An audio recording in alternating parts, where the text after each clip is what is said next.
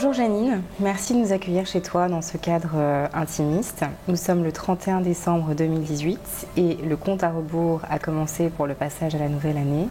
Voici donc venu le temps de l'introspection, revenir sur les moments forts de ton année 2018, tes plus grandes réussites, tes échecs, tes peurs, tes défis, et afin de préparer au mieux le passage à 2019. 2018 a été une année excellente pour toi, j'ai même l'impression que c'était un cru exceptionnel d'ailleurs, à s'en tenir à toutes ces réalisations-là.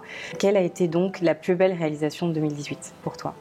Alors 2018, résolument et absolument l'acquisition de Diamond Bank, West Africa. Enfin, la filiale, la partie Diamond Bank pour l'Afrique de l'Ouest était la plus grande réussite, je pense, l'apogée de ma carrière. Et ensuite, le rebranding qui a commencé à partir du mois d'octobre pour changer Diamond Bank, NCA Bank. Il a fallu aussi, en 2018, évidemment avant cette acquisition, convaincre surtout les actionnaires que c'était le pas à franchir, l'acquisition à faire, afin que le groupe ait un footprint assez remarquable dans la sous-région et qu'on puisse enfin amorcer le projet de banque assurance. Donc cette acquisition pour toi a été transformante car c'est celle qui a permis de créer le premier groupe panafricain de banque assurance à l'échelle du continent. Elle a été très complexe, je m'en souviens, le process a été très compliqué. Comme tu dis, il a fallu convaincre. Cette transaction t'a exposé à énormément de critiques. Tu as tenu tête, tu as fait front, tu as poursuivi. Donc quels ont été en fait tes moteurs? Et comment est-ce que tu fais finalement pour mener tous ces combats? Mon premier moteur, c'est la critique. Je m'appuie principalement sur les critiques les plus acerbes. Je pense que les critiques les plus acerbes, dans le fond, sont des critiques qui sont constructives. Et à partir de ces critiques-là, j'essaie de bâtir des plans d'action pour rectifier la trajectoire. Et pour moi, tout ce qui est critique n'est pas forcément négatif. Ça nous permet de nous dépasser et de se transformer en fait. Ça a donc été quelque chose que tu as porté à bout de bras. Tu as entraîné en fait avec toi toute une équipe qui a cru à ce projet. Toute une famille. Et toute une famille surtout, toute une famille. Toute une famille. Tu y as cru. Est-ce que tu dirais que tes ennemis sont tes maîtres? Je crois que oui. Je pense que mes ennemis m'ont permis de faire des démonstrations pas absurdes. Les ennemis permettent, d'abord il faut connaître ses ennemis, ce qu'ils pensent, et ça permet en fait de se surpasser. Et c'est bien d'avoir des ennemis. Moi, je vois ça négatif. Si on n'a pas d'ennemis, on a un problème. Voilà, ça devient un peu ennuyeux, c'est un peu routinier. Et je pense que oui, mes ennemis ont été mes maîtres.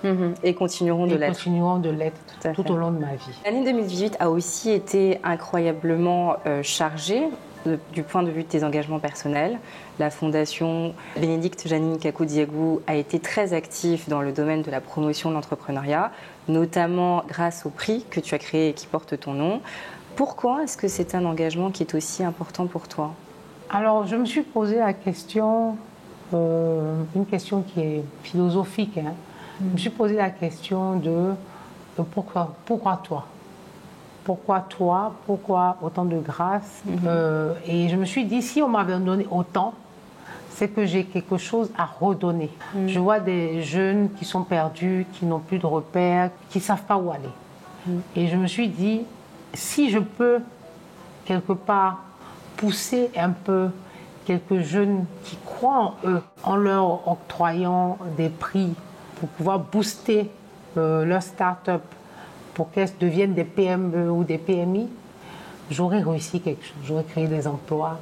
Et pour moi, c'est philosophique. C'est ta manière de contribuer en fait à l'émergence, enfin en tout cas à la croissance économique de ton pays. D'une part, et c'est pour moi une manière d'avoir un accomplissement personnel par rapport à ma foi. Moi, au niveau, je suis arrivée en tant que chef d'entreprise et peut-être inspirante pour certaines personnes, c'est de tendre la main et de leur permettre eux aussi demain de répéter le même exercice. C'est la manière pour toi de redonner ce qui t'a été donné. Exactement, rétribuer. Et en faisant beaucoup plus. Voilà. Justement, donc, pour cette nouvelle génération que tu mentionnais, tu apparais comme une icône dans une certaine mesure, c'est-à-dire la femme qui représente le succès, la réussite dans le secteur financier à l'échelle du continent. Qu'est-ce que tu pourrais répondre à ceux qui te demandent quels sont les facteurs de ta réussite et de ton succès? Alors, je pense l'abnégation au travail. Un certain goût pour le sacrifice. L'abnégation au travail, il n'y a que ça. La rigueur, la scission entre vie privée et vie professionnelle. Ce qui n'est pas évident non plus. Ce qui n'est pas évident, en général, pour les femmes en Afrique. Moi, j'ai fait un choix et je l'assume pleinement. J'ai choisi ma carrière. Est-ce que tu as des regrets par rapport à ces choix que tu assumes totalement? Si c'était à refaire, tu le referais différemment? Moi, j'ai quelque chose, je pense que j'ai laissé mes regrets devant la porte. J'ai aucun regret. Ce qui arrive, on accepte, on endosse, on est responsable de ce qu'on fait, on assume ce qu'on fait. Je regrette peut-être de n'avoir pas fait assez en 2018. Mais ce que je n'ai pas fait en 2018, je reporte sur 2019. Mais je n'ai aucun regret. Qu'est-ce qu'on peut te souhaiter alors pour 2019? Pour 2019, la digestion de Diamond Bank, de l'ex-Diamond Bank devenu NCA Bank, parce que c'est un actif assez important qu'il faut restructurer, changer en termes de culture d'entreprise. Il faut qu'ils adhèrent à une culture NCA. Pour 2019, j'espère que nous allons continuer notre développement en dehors de notre zone de confort qui est l'Afrique de l'Ouest et l'Afrique centrale. Aller peut-être en RDC, peut-être en Afrique de l'Est. Le mot de la fin, Janine. Qu'est-ce que tu voudrais dire à tes followers, toutes ces personnes que tu inspires, qui te prennent comme modèle? Qu'est-ce que tu pourrais leur dire pour 2019 et quel est le message que tu souhaiterais leur faire passer? Alors, pour 2019, je souhaite surtout à tous, et à moi-même, à toi-même, et à toute l'équipe, surtout la santé. On va réfléchir. La santé, la paix du cœur et que les gens aient des ambitions, des rêves plus hauts que leurs rêves, qui se disent « sky is the limit ». Rêver grand pour soi-même, qui sortent de leur zone de confort, qui se mettent en danger. Il n'y a que cette façon-là, il n'y a que en passant par ces chemins-là qu'on réussit.